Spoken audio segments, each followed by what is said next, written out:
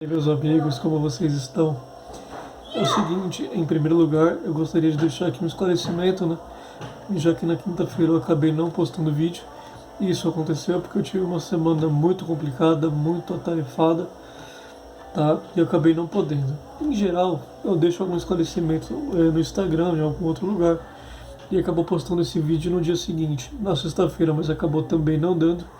E portanto eu tô aqui, né, no dia 24, véspera de Natal, postando esse vídeo e gravando também. E amanhã, no dia 25, né, domingo, o vídeo não vai ficar prejudicado, nós estaremos aqui de novo, tá bom? E o que que acontece? Em segundo lugar, eu queria deixar também aqui, né, dedicado esse vídeo à Natália, uma grande amiga que eu conheci quando ela tinha 16 anos completos, né, recém-completos. E hoje em dia, né, ela já é uma mãe de família, tá casada, tem uma família linda, enfim. Eu prometi e vou deixar esse vídeo aqui dedicado a ela hoje, tá? Enfim, vamos ao vídeo. Hoje a gente vai falar aqui de William Shakespeare, da peça Júlio César. Tá? Shakespeare ele nasce na Inglaterra, em Stratford-upon-Avon, em 1564, no século XVI, portanto, fim da Renascença, do Renascimento, e ele morre em 1616, no dia 22 de abril. Tá? Inclusive essa data ela é muito cercada, né, de lendas, de mitos, né? Ela é muito, né, célebre porque durante muito tempo as pessoas acreditaram que Miguel de Cervantes, né, e Shakespeare tivessem morrido no mesmo dia e no mesmo ano, o que efetivamente não aconteceu, porque havia uma diferença de calendário nos dois países, né? Se eu não me engano, né, a Inglaterra ainda usava o calendário juliano, enquanto a Espanha usava o calendário gregoriano, então havia um espaçamento aí de um tempinho, né, entre a morte dos dois, segundo os dois calendários. Tá? Se não me engano, se a gente considerar o gregoriano, fica realmente para o mesmo dia. Tá bom? É a peça Júlio César, essa peça é publicada em 1599, provavelmente, né, e é talvez uma das peças históricas aí, e trágicas mais conhecidas de Shakespeare. Ela ganhou muita repercussão, não só dentro do mundo do teatro, da grande literatura, do mundo intelectual, digamos assim, como também dentro da cultura pop. Né? Só lembrar, por exemplo, aí que em Eu, a Patroa e as Crianças, né, tem um episódio ali que o Michael Caine ele usa aquele iniciozinho do discurso, né, de Marco Antônio no enterro do Júlio César, né, romanos, amigos, compatriotas e tudo mais. E a questão do, né, até tu Brutus, né, que acabou se tornando até uma espécie de ditado, né, que é quando o Júlio César ele se dá conta de que Brutus, né, o matou, né, naquela conspiração. E a peça começa com o seguinte, né, Júlio César ele está voltando ali das batalhas, né, em que ele derrota, né, um inimigo, se não me engano, Pompeu. E o que que acontece? Ele está voltando, ele está andando ali pelas ruas de Roma, sendo celebrado, até que um vidente, uma espécie de vidente, de bruxo, de mago, alguma coisa do tipo, avisa César, tome cuidado com os idos de março. Né? Inclusive essa expressão, idos de março, se tornou também bastante conhecida dentro do mundo, né, do mundo pop. Tanto é, por exemplo, a gente tem uma música instrumental do Iron Maiden, se não me engano, um disco Killers, chamado Ides of March, tá? E o que que acontece? O Júlio César fica com aquilo na cabeça, né? E o que que se passa? Brutus, que ele é ali uma grande figura ali dentro ali de Roma naquele período, tido inclusive como homem patriota, virtuoso, ele é convencido por Cássio, que é um dos seus grandes amigos, um dos seus grandes companheiros, a assassinar César com a justificativa de que César seria um ditador ambicioso, ou um futuro ditador, um sujeito, né, com pretensões, né, tirânicas, alguma coisa do tipo, e que seria um governante mau e etc. Né? E César, o Brutus ele vai alimentando essa ideia, até que essa conspiração ela acontece, né, e como todo mundo sabe, ali nas escadas ali do Senado de Roma, César ele é morto por Brutus, né, seus comparsas ali afacados, inclusive, de uma forma brutal, né, repentina e brutal, covarde, né, e Brutus, né, ele tem para si, e os outros veem Brutus, inclusive, né, como um ato justo, né, e Brutus como um homem verdadeiramente virtuoso que fez aquilo pelo bem de Roma. Ele pensa assim, E algumas pessoas pensam, né, que, principalmente seus companheiros, que ele tenha feito dessa forma justamente com a melhor das intenções, né? E o que acontece? O Júlio César ele morre, né? Marco Antônio ele fica ali. Acontece naquela cena do enterro de Júlio César, né? Que talvez junto com a cena do assassinato de Júlio César seja seja o mais ilustre, né? Seja o mais conhecido ali das cenas ali da peça, que é aquela cena em que no funeral de Júlio César, Marco Antônio ele vai discursar, né? Ele começa ali discursando: amigos, companheiros, compatriotas, que venham aqui para louvar, para enterrar César, não para louvá-lo. E começa ali por contrastes mostrar o quanto César na verdade era um homem bom, um homem justo e um governante legítimo. Né? Começa a mostrar ali que muitas vezes a coroa foi ofertada a ele para que ele se tornasse, né, um rei em Roma. 3 vezes ele não aceitou que os resgates, né, que foram cobrados pelos prisioneiros de Roma ajudaram a alimentar o povo, né, de que quando o povo sofria, ele também sofria.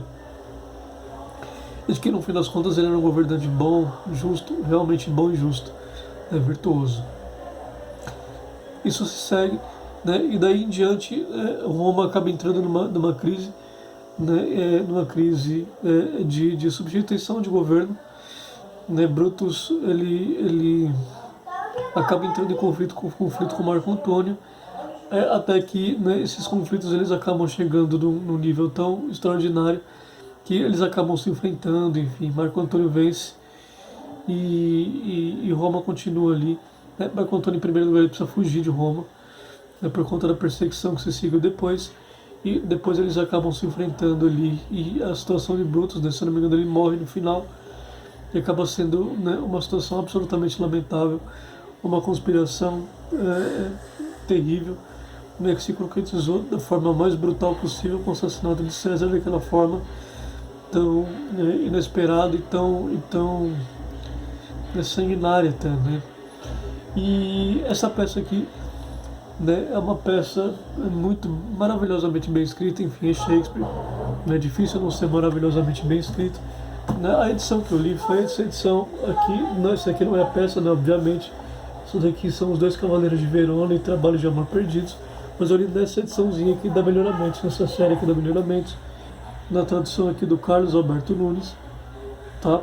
Que eu pessoalmente não gosto por uma série de motivos, eu não recomendo. Mas caso você não possa, você não tenha acesso ao original, você pode procurar nessa ediçãozinha aqui. Tá? É uma boa opção, né? Melhor do que não ler, ela é numa tradução, né, que eu pessoalmente não gosto, mas talvez você goste e encontre justificativas, né, para a sua preferência por essa outra tradução. Tá? Eu li nela, é uma edição muito bonita, inclusive é dela de presente, né? Por isso que eu não tenho ela aqui, para uma amiga, Ana. Ela achou a edição linda, achou a edição maravilhosa e tal, adorou.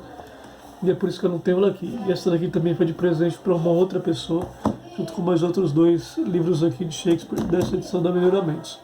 E uma outra edição que eu tenho aqui, né, que é onde eu pretendo fazer as leituras, inclusive também de outras peças, é essa daqui, que são as obras completas de Shakespeare, da New Cambridge Edition. Eu comprei por R$40 na estante virtual, super barato, foi em 2018, se eu não me engano, e acabou sendo, assim, um dos melhores negócios de livros que eu fiz na minha vida. Inclusive, uma coisa que pouca gente sabe e que não é muito falado é que as edições de Shakespeare, elas não são, de obras completas em inglês, elas não são caras e nem difíceis de encontrar. Essa daqui eu encontrei por R$40, mas não é difícil você encontrar por 50, por 60, na estante virtual ou até em outros sites mesmo, como o próprio Mercado Livre, né?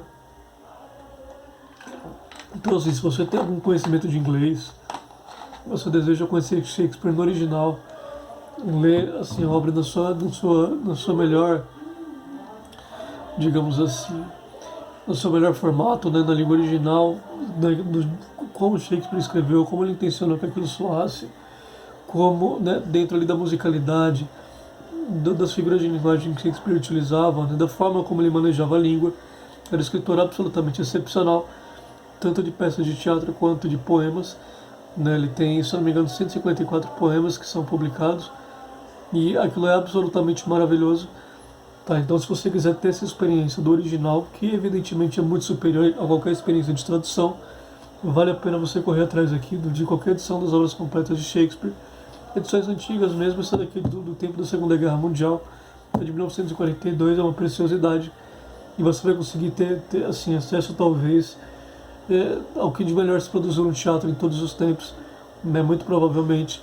E também em poesia, né, já que Shakespeare também, inclusive, se sentia mais como um poeta do que como um dramaturgo, né? Ele também era ator, inclusive, né, ele fez parte de companhia de teatro, ele fundou uma companhia de teatro que é o Globe Theatre, que está aí de pé até hoje, não com o edifício original, com o edifício reformado, mas está aí até hoje a sua companhia de teatro, né? E ele assim vale demais a pena.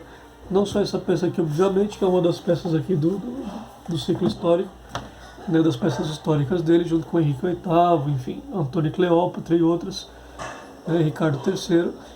E assim, vale muito conhecer. É absolutamente maravilhoso. E assim, se você não tiver acesso realmente a outras traduções, vá atrás da tradução do Carlos Alberto Nunes mesmo, ou uma outra da sua preferência, e tente ler ali. Tá? Essa peça não me surpreendeu muito, né, principalmente pela primeira metade dela, mais ou menos até a morte ali, de Júlio César, que inclusive é a parte que ficou mais viva aqui na minha memória.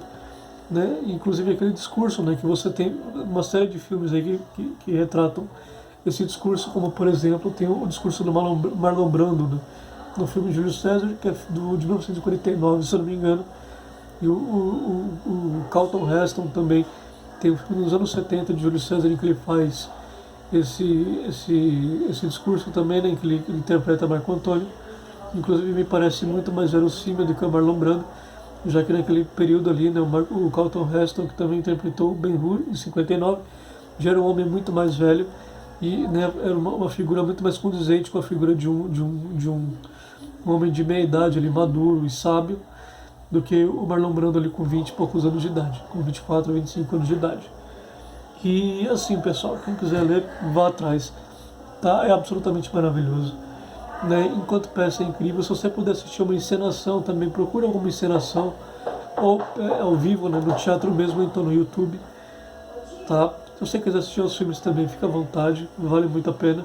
A única dificuldade é que esse, por exemplo, do Marlon Brando é difícil de se encontrar. Eu, pelo menos, tive muita dificuldade quando encontrei, foi horrível para baixar. Tá? E é isso, pessoal. Amanhã a gente vai voltar aqui.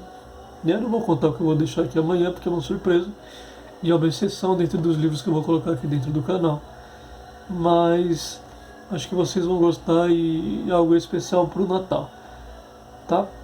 Eu agradeço demais aí o suporte que vocês têm dado, o quanto vocês têm acompanhado o canal. Quem quiser me seguir no Instagram, fica aqui à vontade, o perfil está aqui embaixo. Quem quiser dar like, quem quiser compartilhar, comentar, enfim, fica à vontade. Tá bom? Eu agradeço demais e amanhã a gente está de volta, tá certo? Um grande abraço. Tchau, tchau.